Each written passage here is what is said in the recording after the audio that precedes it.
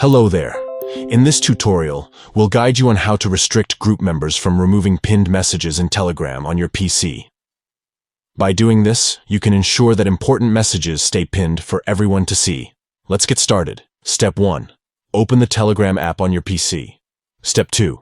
Select the desired group where you want to restrict members from removing pinned messages. Step 3.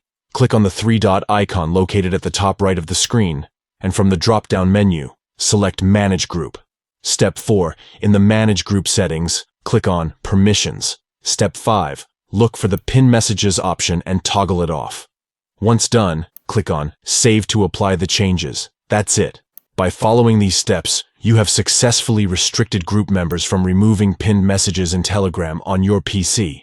Now, only you and the group admin will have the ability to pin or unpin messages in the group. Thank you for watching this tutorial.